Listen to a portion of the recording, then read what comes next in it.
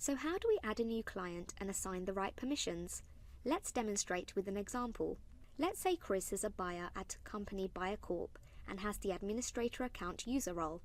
He wants to add his advertiser Casey, who's from the advertising company Brands Corp, to his Addicts account so that she can browse available inventory herself and make deals with publishers. Chris starts by creating a new client and thereafter will add Casey as a new client user.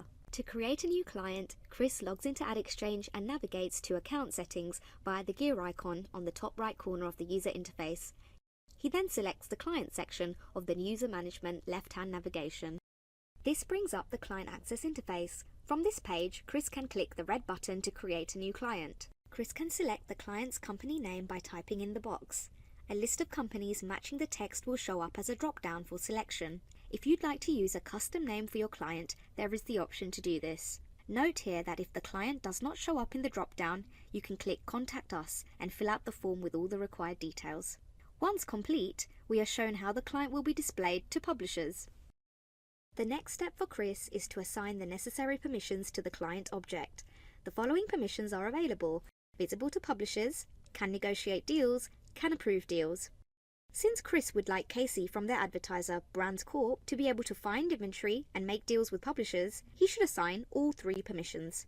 This also means that any other users added to the client Brands Corp will also be able to initiate, respond to, and approve deals.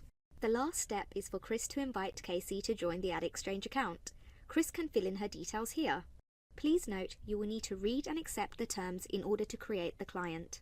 We have now created our client, Brands Corp. From here, we can edit the client name and permissions at any time by clicking on the client name.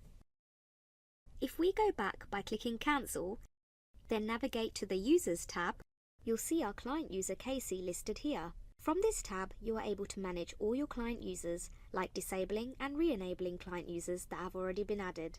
These actions won't trigger any email notifications for the user.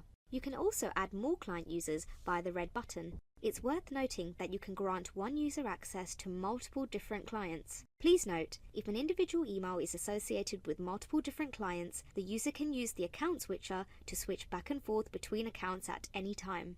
So here we can see Casey's status is pending. This is because Casey needs to accept the invitation she receives from AdExchange. Let's explore what Casey, our advertiser, will see. Here's Casey from Brands Corp, our new client user that Chris, our buyer, has invited to join the AdExchange account. Remember that he assigned her all three permissions. Casey logs into her email and sees a new message from AdExchange. The email tells her that Chris has invited her to view the AdExchange marketplace via Buyer Corp's AdExchange account. It also tells her what permissions she's been assigned. Casey clicks the Accepts Invitation button. Please note, when a new user clicks the invitation link, they'll either be prompted for their password if they already have an account or have the option to create a new account. Since Casey successfully accepted the invitation, Chris will be able to see her status change from pending to active. For more training videos and resources, please visit the AdExchange Buyer Academy on our Help Centre via the case-sensitive link displayed here. Thanks for watching.